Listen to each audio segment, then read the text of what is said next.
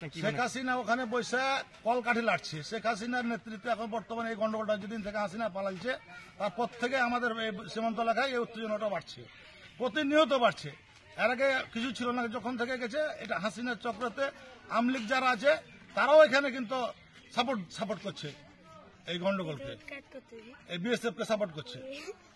গতকালকে আপনার যে গন্ডগোল হয়েছিল, গত পরশুদিন ওরা নিজেকে ফসল কেটে বিএসএফ সাথে করে এসে ওরা ভিডিও করে আমাদের উপরে দোষ চাপাইছে। দোষ চাপিয়ে বলছে ওনারা কাটছে।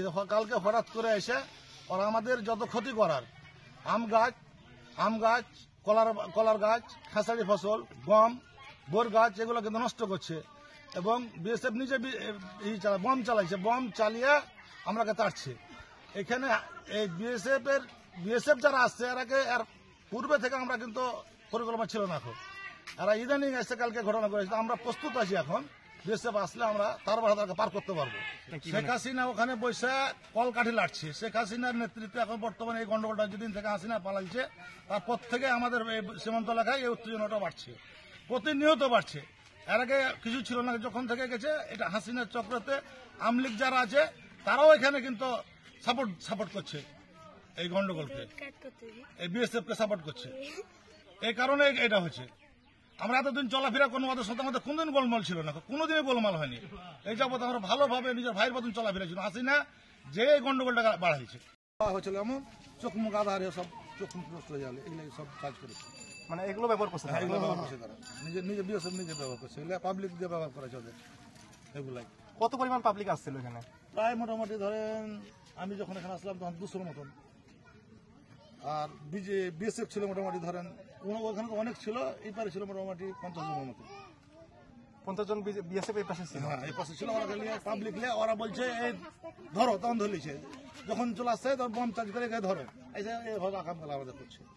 হয়েছে ওই যে আইসা ওরা গেট ফোনে আইলো, সব বিএসএফ আছে, তারপরে ওই লোকজন আছে ভারতে, আইসা সারাসারি আইসা গাছ কোপাইতে লেগেছে। গাছ কোপাইতে লাগলো, আমাদের দিকে জনগণ কেউ নাই। তারপরে ওরা আইসে এরা যেন একজন মানা করছে না, মানা শুনছে না। ওরা হেসে দেখাইছে, কাটতে দেখাইছে। ইয়ে করছে গাছ কাটতে ওই বাংলাদেশের ব্যাংকের ভিতরে ওইটা গেলে গাছ কাটলো। গাছ কাটা আস্তে আস্তে যখন এদিকে একজন মানা করছে, আবার এবারে ভিতরে চলে আসছে। আমাদের মনে কর বাইলেখিনিয়াতে চলে এসেছে। তখন মানা করছে, বাংলাদেশের ভিতরে ঢুকে গেছে। ইয়ারা নিষেধ করছে, নিষেধ শুনে না। এখন ধরেন আমার ফসল ক্ষতি হয়েছে, আপনার বিচারে যা হয় তাই করবেন। কি কি ক্ষতি হয়েছে আপনার? ওই যে রসুন প্রথম আপনার একটা দুটাই বিএসএফ আর আপনার একটা চাইনিজ ছিল দিয়ে আপনার আইসা রসুন তুললে দিয়ে মানে বর্ডার দিয়ে যায়।